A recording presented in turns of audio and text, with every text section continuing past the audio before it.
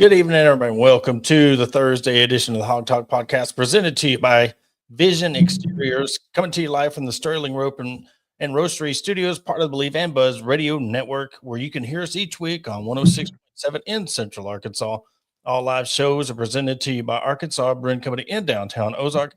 I am Porter Hayes, and alongside me, as always, is Adam Hall. On tonight's show, we'll break down the College World Series bracket. We'll talk some Arkansas basketball roster additions and their non-con schedule, and then we'll finish up the show talking about the kickoff times for Arkansas football and Josh Pate, his prediction over under 5.5 games. But Adam, Saturday night is going to be probably one of the most electric opening round games, probably one of the most anticipated opening round games we've seen in a very long time in the College World Series, where Arkansas takes on LSU. And I am worried about this game just because, Arkansas, LSU has Arkansas's number, just like Arkansas had Tennessee's number. Root's going to have to bring his A game. You're not in Fayetteville. You're in Omaha. You're at the College World Series now, bigger ballpark. So I just know that the thoughts and the mindset of this team coming into this, knowing that they really want this very bad for Dave Van Horn, that's what has me at ease. But still, yet having to go up against LSU in the very first game has me at ease. Like I said, the previous show on here and on HQ Live, like I still have the Baton Rouge series in my head. I'm going to continue to have that in my head until this weekend, until the game is done. Looking at the other matchups, it's one of those things that, like, this is the toughest draw for both teams, for LSU and for Arkansas. And I think that truly whoever wins this is going to be your national champion out of this right here. I mean, there are other teams that have gotten hot, whatever, but there's not two more complete teams in Omaha than Arkansas and LSU. So, the press conference after Supers on over this weekend, there's a lot of speculation with Dave Van Horn. Is this it? And I think a lot of us are in that same boat of wondering, but at the same time, I think he knows it's towards the end, but I don't see it being the end unless they're holding up that trophy after it's all said and done.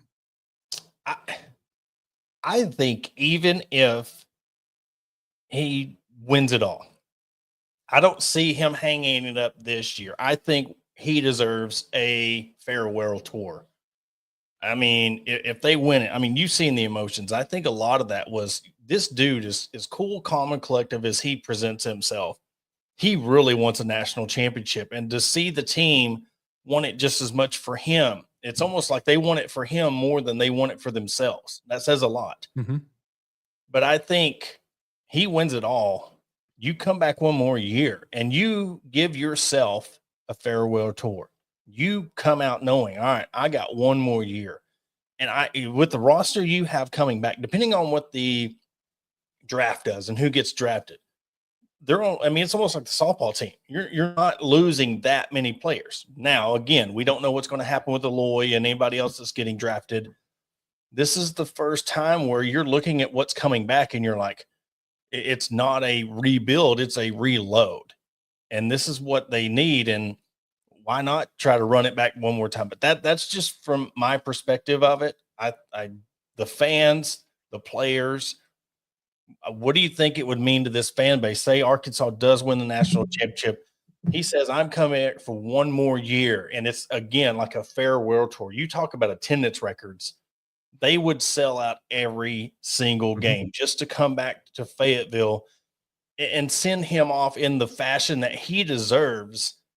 And going out on top, you got the national championship, and you just give him one more year. I think a lot of that, like, I would just wonder, because we saw it previously with other head coaches that left on farewell tours, if you will. Because, Coach Van Horn was a part of some of those send-offs, whether it's a a jersey, a signed whatever. Like, they had a lot of those go on. I believe Florida State's coach was one of them. And there's been some others. I don't know that I see Coach Van Horn being the type to want that limelight. But never to say never. He could want the last hurrah, but I would love it if they won and he came back, obviously. It's just, I think in a lot of ways, what better fashion to go out than to go out after winning the national championship. Yeah. And you talk about monkeys on the shoulder and you win it all. You talk about a relief of, he's getting up there in his tenure and he's talking about, we just want to go out there and play and have fun. Think about next year. You could lose every game and it's like, whatever. I mean, y'all just won a national championship. You've been waiting so long. I just think nostalgia and what it would mean to the fans of knowing how long they've supported him going back to 18. We know what happened in 18. And for him to, whether he wants it or not, if they win a national championship, like the following year is going to be like a send-off tour.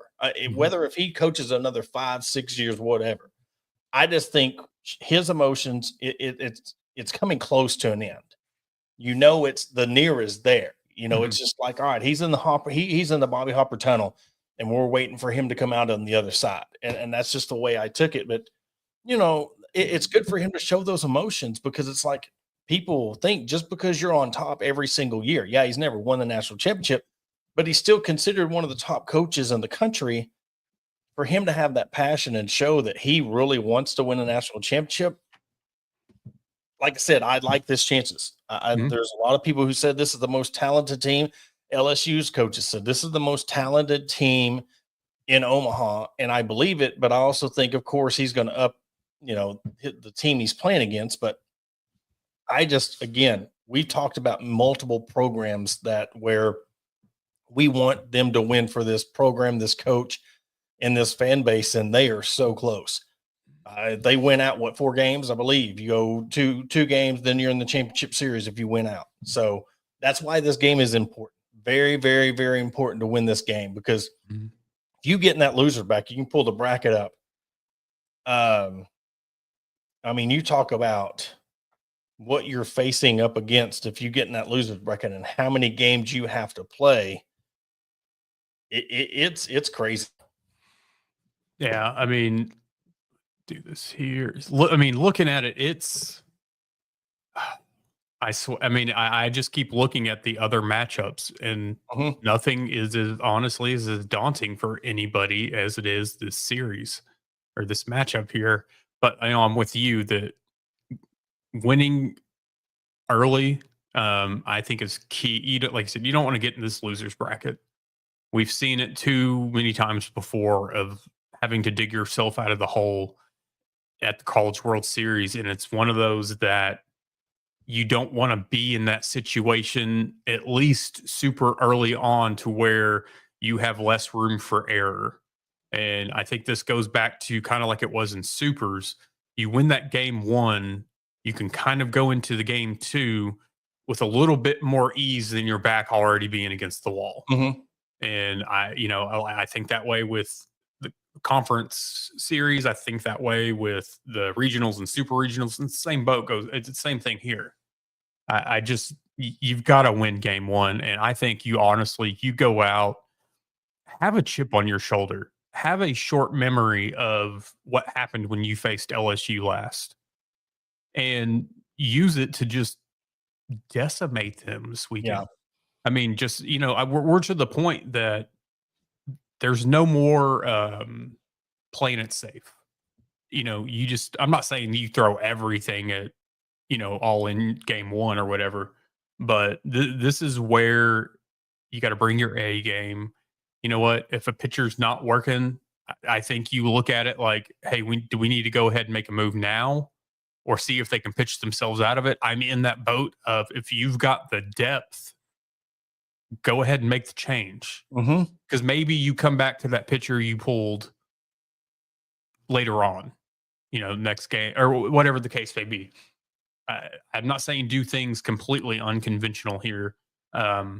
because I don't like that, especially with baseball. But I think this is one where you have to pull out all the stops. Yeah. And you look at the schedule. I mean, if you win, I mean, you get a day break.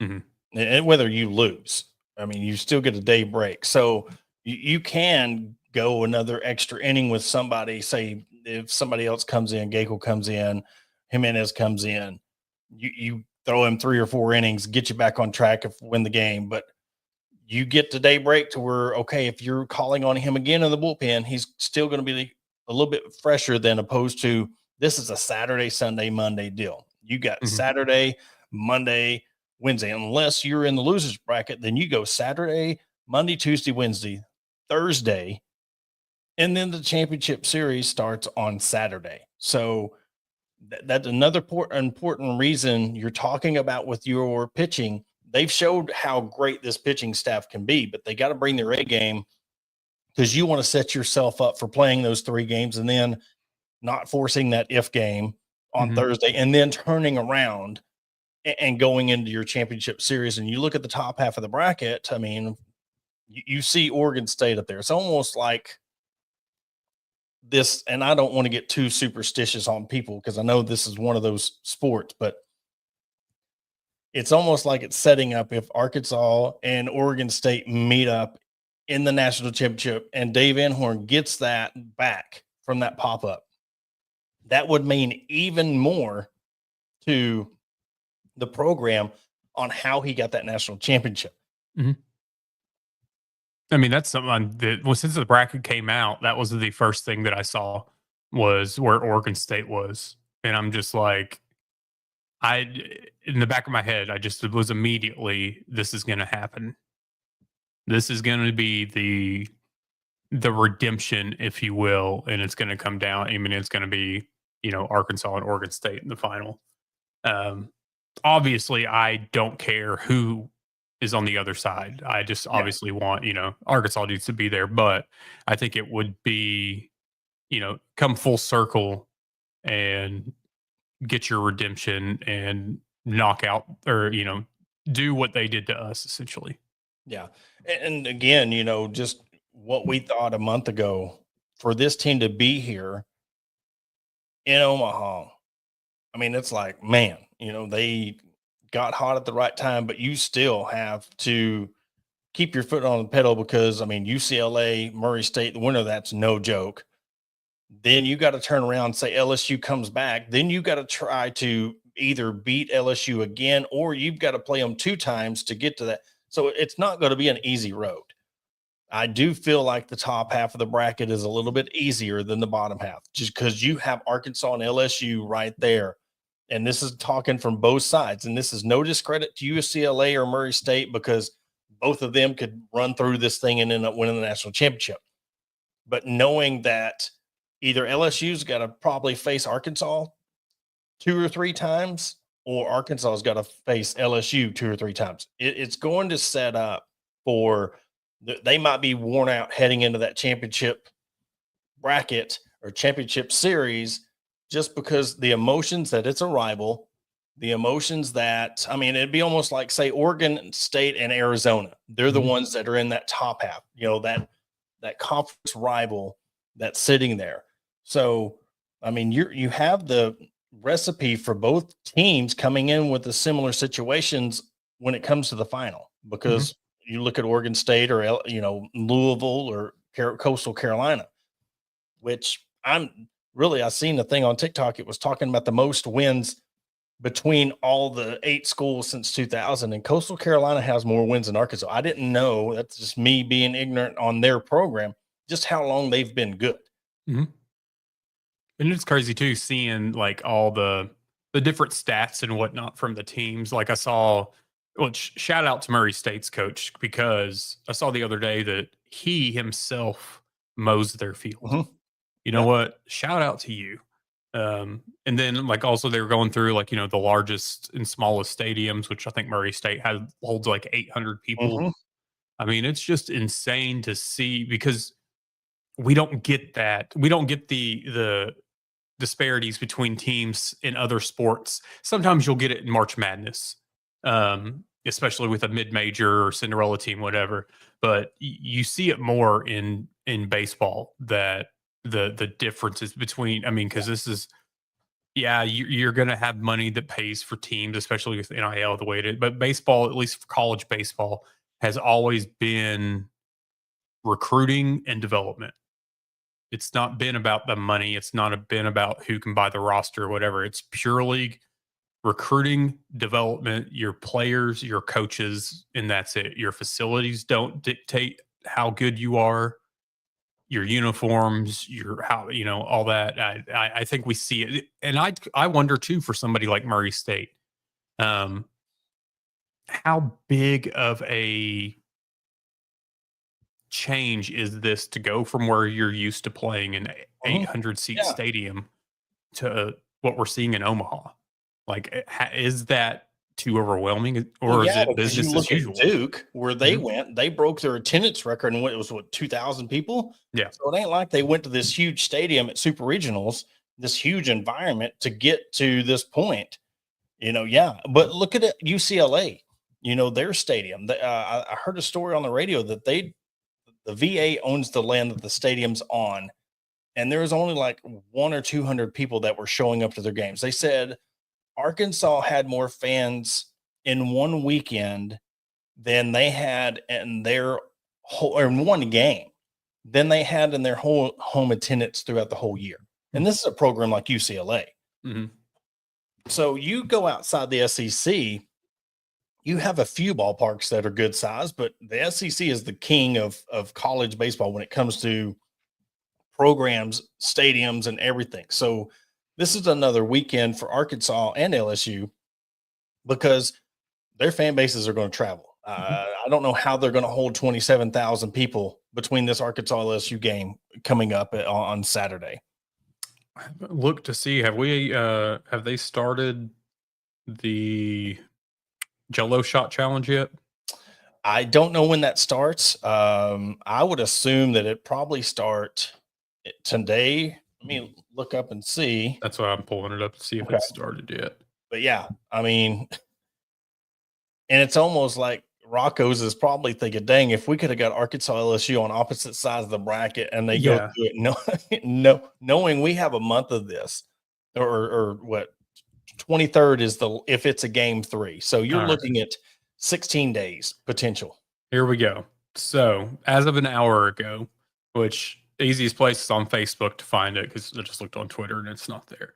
So as of an hour ago, you've got Murray State number 1 at 173 Jello shots. Wow. You've got LSU next at 140, and then you have Louisville after that at 151. Then LSU at 140, Arkansas at 90, Coastal Carolina at 69. Then you've got some lower 24, 4, 12. UCLA fans apparently don't show up or aren't there yet. But Arizona's only got 12, so they're right there with it. So I would say, I mean, Murray State and their fans are going to go all out. Mm-hmm. And like it was before, you're going to have people buying for other schools. Oh, yeah. The underdogs and the whatever. But that's probably where the UCLA comes from. Somebody sat down there. Here, just throw 4 on. Just throw 4 on there. Yeah. So Arkansas, right now, as an hour ago, you were 50 behind LSU. So we got some work to do. I think they had the record of what? It was 68,000 or something like that. Or am I shooting too high? No, it's a ridiculous number. Rocco. It was either 64,000 or 68,000 is the record. I'm scrolling through to see if I could see it real quick. So as of, this is a post from 2023. They broke the record in 2023. I believe it was over 12,000. That's crazy. 12,000 Jello shots in however long. Let's see, but who knows? They're those Cajuns, they travel and they party. So yeah, That's what they like. I mean, that's what they're known for. It's going to be a good time. And Arkansas plays 6 o'clock. ESPN. All the games will be on ESPN on Saturday, and the winner plays at 6 p.m. on Monday. The loser will play Monday at 1 p.m. June 16th. So, 6 p.m. and then you could end up facing off between the winner of UCLA, Murray State at 6 p.m. on Monday, and then you wouldn't have to play till Wednesday. Whoever comes out of the loser. You are correct.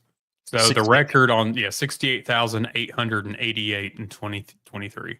That's nuts. But I think that if I remember right, that was like a huge donation type thing. Because I mean, if you look at it, they had 68,000. But then your other schools, 7,600, 7,000, 4,100. So that was purely a rather large donation. That's $340,000 just from one team. Yeah. Maybe Hunter Yurchek needs to give away Jello shots at the game instead of doing this. I mean, goodness gracious. Do something. It is what it is. But moving on, before we'll talk on this, then we'll take our 30-second break. Men's basketball added another addition to their roster. Elmer, I cannot pronounce his last name, Elmer. I shout out to the Buzz this morning because they got it right or said it better than I can. But yeah, 7 foot Bosnian center. I mean, averages I think 13 and 10 over in Europe. 10, watching his tape, I mean, he is a true big. He has a mid range. I'll give him that, but he doesn't want to shoot the three first. He wants to get to the rim. And that's something that I think Arkansas has lacked for quite a while now. And that's no shot at anybody that's been on the roster, but we've seen too many guys that are forced to play a five and are truly out of position, or they would rather be shooting threes or not getting boards or whatever. This guy, I mean, he likes contact. I mean, every time he backing somebody down, he's going at their chest. So this is I'm curious to see him come over here. I'm anxious for it because we haven't seen a big like this in a long time, I feel like. And see how he pairs, with Ewan and Nick Pringle, because I think that they're all three of them are true bigs, but they're different types of bigs. Yeah, because you got Brazil and Ratal, 6'10", 6'8". I mean, they're like the same type player, but JC Jackson Collier put out 7 hours ago, the front court, 7 foot, 6'11", 6'10", 6'10", 6'8".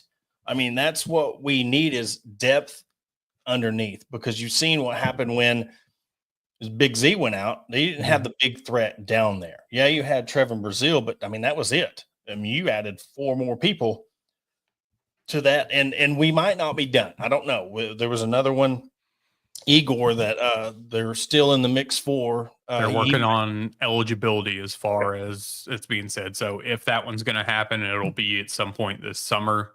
But eligibility is what's going out there on when and if that's going to happen. And they're going to need that depth, because when you look at their non-con schedule, I mean, you got Louisville, and then you got Baylor, Duke, and Houston. Which we did find out that the Houston game is at Barclays, so that will not be the Jimmy V Classic. Okay.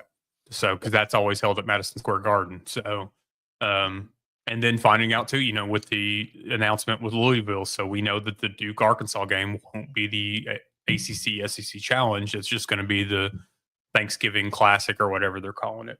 Where are they playing that game at? Are they playing it in Chicago? Are they playing it? It's at the United Center. Okay, United Center. Yeah. So you've got, I mean, let's see, the Louisville one will be in Fayetteville.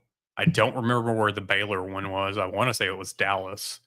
Baylor one is okay. So Baylor one is Bud Walton Arena. Duke is in Chicago. Houston is in New York. Louisville is Bud Walton Arena. So, and then you still have your SEC schedule where Kentucky's coming to town. And we're going to have those again, like we saw last year. A lot of people questioned, and it was our fan base. We were questioning the non-con schedule, but outside of those big matchups. But those are teams that we saw in the tournament. People were wondering, like, oh, I mean, who was it? UNC Wilmington. They're like, oh, who's this? Guess what? They made the tournament. Like, these are teams that are going to get to the tournament.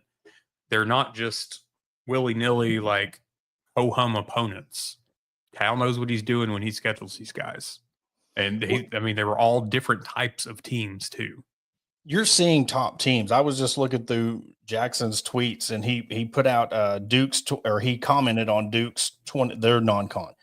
Texas, Kansas, Arkansas, Florida, Michigan State, Texas Tech, and Michigan. I mean, you're seeing now where Arkansas is as a program where their non-cons are tough because they want to see them play. They're one of the big dogs now. They're one of the elite programs that they want to come watch them play. And when I say elite as in when you're going to get the crowd, you're going to get all eyes on TV. So this is where now you're in your second year. You turn the page, you get things going. And with this roster, I think more than anything, it's just if you get Igor, I mean, that's another body down low that you're desperately going to need when it comes to tournament time. Because I guarantee you give 3 of these guys on Muss's roster during, the Baylor, the UConn and games, Duke, North Carolina, you're going to win some of those games because you're able to hold your fort down low because they got out rebounded, out physicaled. It's going to be a breath of fresh air to see some of these guys that want to stay down low when you're not having these bigs just stay outside. It's something that we hadn't really seen. And this isn't like a knock against Jay Will or any of them because he played his role. He did well at it. It's just the league these days, the NBA, I mean, you're seeing fewer and fewer big men that want to, I mean, even Jokic, MVP, not this year, but the previous 2 years, like he's a different breed of player, but he'll still shoot a 3 if he has to, but he's physical. And I'm not trying to compare Elmer directly to Jokic because I mean, Jokic is one of the best, if not the best player in the world. And it's one of those things I see a lot of glimpses of him being that type of player. Yeah. Like, yes, he can shoot if he needs to, but he rather would attack the rim and go body to body with somebody. And if he can, he's going to put you on your butt. And having that depth, you can do that because you're not going to pick up 2 quick fouls. And then who are you going to have? You're not have to play standoffish. You're going to be able to have guys coming in there that want to rebound, wanting to bang down low. And that's going to be one of those things. You've got the slashers, you've got the scorers. You don't have that true 3-point threat. You got a bunch of guys that want to drive, score, they can hit the 3. But when you have guys down low where you're wanting to, dribble, draw the foul, or, get the assist where you're down low and you get the rebound or get the second chest baskets, that's going to be where this could make this team a Sweet 16 team, now an Elite 8, or an Elite 8 team, now a Final Four team. That's just where what these additions down low can do for this team. Absolutely. And I know I say this every year, but I'm a basketball guy first, so I'm ready for it to get here. We're going to take a quick 30-second break. After the break, we're going to talk about the Arkansas schedule, kickoff times, what are our thoughts, and then we'll end it with Josh Pate, his thoughts on Arkansas and their over, under, and where he sees them falling this year. We'll be right back after a break. Looking to enhance your home's curb appeal? Look no further than Vision Exteriors. As your trusted roofing, siding, and exterior experts, we're here to transform your property. Our skilled team ensures your job is not only functional, but also aesthetically pleasing. Along with roofing, we also offer window, gutter, and siding installation to boost your home's appearance with our quality options. Visit us at www.visionexteriors.com or call us at 479-397-4770. Let's make your vision a reality. And welcome back to the Hawg Talk podcast again. Special shout out to Vision Exteriors. Going to have them come out and do some gutter work for my house soon. But if you need anything done on the outside roof, guttering, anything in that sorts, give Josh and his team a call. They'll definitely do you right. And I will say this just straight up. When I was quoting people, I mean, you talk about, quotes, and they were very well under what anybody else would do, and the quality of work is top notch. So give them a call, get them set up on anything outdoor. They even do retaining walls, anything outdoors. Vision Exteriors hook you up. Now, moving on to the football, we learned there was a lot of people that were kind of upset or whatever, or disappointed about the 11 a.m. kickoff, Notre Dame. But when you look at this team and you look at Notre Dame coming to town, it is kind of a disservice to Arkansas because, they've been looking forward to this game for years. The first game got rescheduled or moved away. Now you're getting to play them and it's 11 o'clock. Adam, what was your initial thoughts when you seen that, Notre Dame, Arkansas is getting that 11 a.m. kickoff? I was kind of surprised. I didn't necessarily think that. Well, no, I guess I will say I thought that it was probably going to be a 6 o'clock kickoff. I get it. Arkansas is not a premier primetime game, typically, unless it's a big matchup. At this point, hopefully that changes. But I expected it. Like, I'm just thinking in my head, oh, this is going to be a 6 o'clock kickoff. And then to see the 11 a.m., it's like I wasn't surprised by it. I was disappointed in it. And, I just feel like me and some buddies, so I'd send it to them. And kind of the general consensus is we feel like that Notre Dame wanted the early game. Mm-hmm. And that's what was decided on. I mean, we're used to playing 11 o'clock games, but, Notre Dame likes those early games too. I'm in the thought process of make them uncomfortable. Like, they're coming to your home field, make them uncomfortable, make them play at a time that they're not used to, make them play at the environment that they're not used to. So I don't necessarily like the 11 a.m., but at the same time, it's one of those I would rather. I'm not completely saying I'm giving up on this game already because it's June, but I don't want to wait around until 6, 7 o'clock for a lopsided loss. So I'd rather get it over with if that's going to be the outcome. I don't know. I just don't feel like there's probably a whole lot of thought put behind it. Yeah, and I think you got to put a lot of what depends on what happens to that Ole Miss Memphis game. You're having a lot of hopes coming into this game because it's Notre Dame, but I'm just telling you right now. I mean, Alabama and A&M, Arkansas State, you're going to win those games. But if they drop, say Ole Miss just routes them, and then Memphis squeaks by them, and they go 0-2 in that stretch, and then you have Notre Dame come, fans are not going to be in that point. And I think that's where it's on ABC. I think that has something to do with the 11 a.m. kickoff. If the SEC had this, ESPN had this, I would see them playing to the cards of we know what this will bring. But with it being ABC, I think that's a big part of the 11 a.m. slot.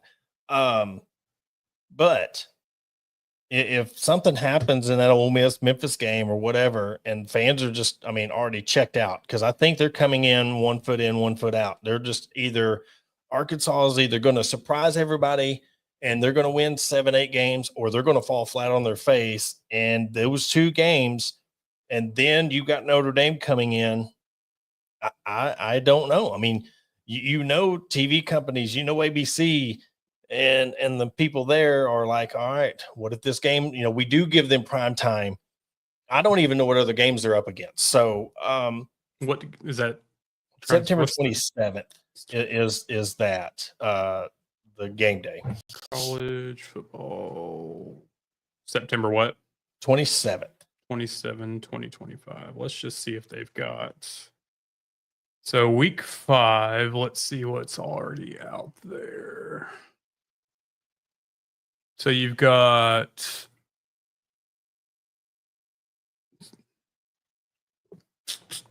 September 27th, LSU and Ole Miss. Okay. Tennessee, Mississippi State, UMass, Missouri, Kentucky, South Carolina, Auburn, Texas A&M, Rutgers, Minnesota, USC, Illinois, UCLA, Northwestern, Ohio State, Washington, Indiana, Iowa.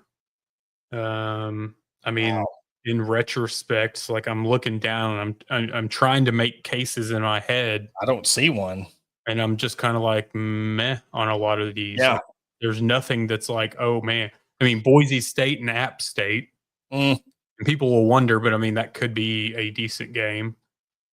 You don't have anything that's like just daunting. Alabama, Georgia. They're okay. 30 on ABC. Oregon and Penn State, that's 6:30 on NBC. Washington State and Colorado State. Okay. All right. All right. Starting to make a little sense when it comes to time slot. Yeah, but still, BYU, Colorado at 9:15. I mean, I just think, and we'll end it on this. Josh Pate. He's usually, all in on Razorbacks. He's like Aaron Torres. He thinks a lot of the Razorback program, but I think even him himself, the over under is 5.5, and he's got the under. I do too. You do too. mm-hmm.